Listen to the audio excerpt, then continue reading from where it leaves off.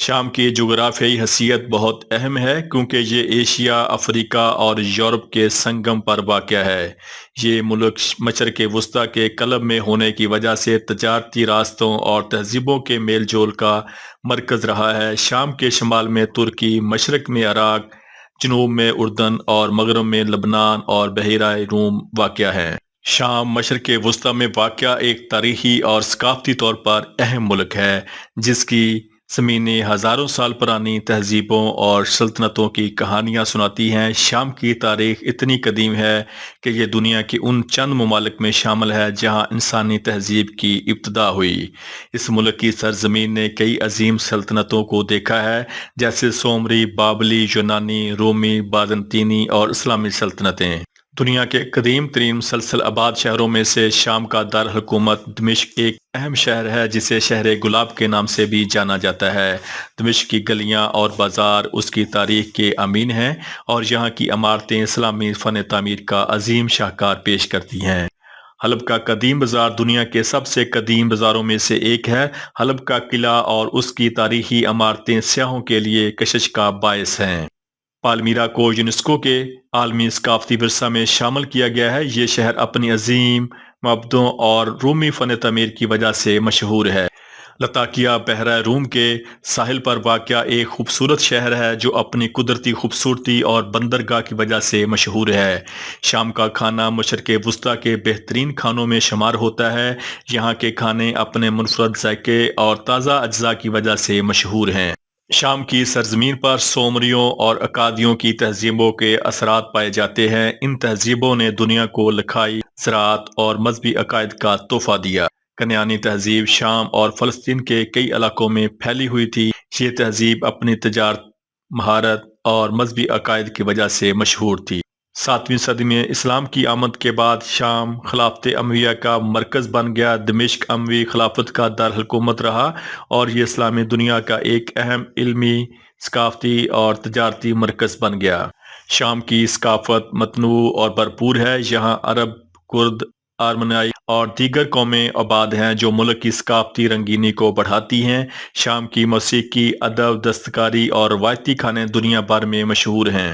شام عربی ادب کا ایک اہم مرکز رہا ہے۔ یہاں کے مشہور شاعروں اور ادیبوں نے عربی زبان کو نکھارا اور عالمی ادب میں اپنی جگہ بنا لی۔ شام کے دیہات کی زندگی سادگی، قدرتی حسن اور روایتوں سے بھرپور ہوتی ہے۔ یہاں کے لوگ زراعت اور مویشی پالنے پر انحصار کرتے ہیں اور ایک دوسرے کے ساتھ قریبی تعلقات رکھتے ہیں۔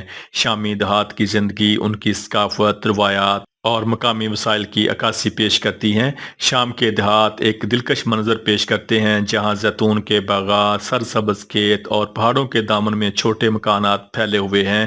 یہاں کے لوگ فطرت کے قریب رہتے ہیں اور ان کی روزمرہ کی زندگی سادہ اور آرام دہ ہوتی ہے۔ دیہات کی گلیاں کچی یا پتھریلی ہوتی ہیں اور زیادہ تر لوگ پیدل یا جانوروں پر سفر کرتے ہیں۔ شامی دیہات کی معیشت کا بنیادی دارومدار زراعت پر ہے۔ زیتون، گندم، جو اور انگور یہاں کی اہم فصلیں ہیں۔ زیتون کے درخت شام کے دیہات کی پہچان ہے اور ان سے تیل نکالنا ایک اہم پیشہ ہے۔ مویشی پالنا بھی دیہاتی زندگی کا ایک اہم حصہ ہے۔ لوگ گائے، بکریاں، بھیڑیں اور مرغیاں پالتے ہیں جو ان کی خوراک اور آمدنی کا اہم ذریعہ ہیں۔ مویشیوں کا دودھ، گوشت اور اون دیہاتی معیشت کا ایک اہم جزو ہیں۔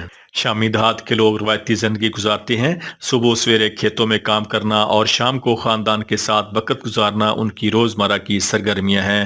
دیہاتی گھروں کی فن تعمیر عام طور پر پتھر اور مٹی کا استعمال کیا جاتا ہے جو گرمیوں میں ٹھنڈی اور سردیوں میں حرارت فراہم کرتے ہیں۔ دیہات میں مرد اور خواتین اکثر روایتی لباس پہنتے ہیں۔ مردوں کے لیے سفید کپڑے اور خواتین کے لیے رنگین چوگے عام ہیں۔ خواتین سروں پر سکارف یا دوپٹہ لیتی ہیں جو ان کی ثقافتی پہچان ہے۔ دیہات کے لوگ زیادہ تر اپنے کھیتوں کی پیداوار پر انحصار کرتے ہیں۔ روایتی کھانوں میں روٹی، زیتون کا تیل، دہی اور سبزیاں شامل ہیں۔ تہواروں یا خاص مواقع پر گوشت کے پکوان بھی تیار کیے جاتے ہیں۔ شامی دیہات میں روایتی تہوار اور رسومات بہت اہمیت رکھتی ہیں۔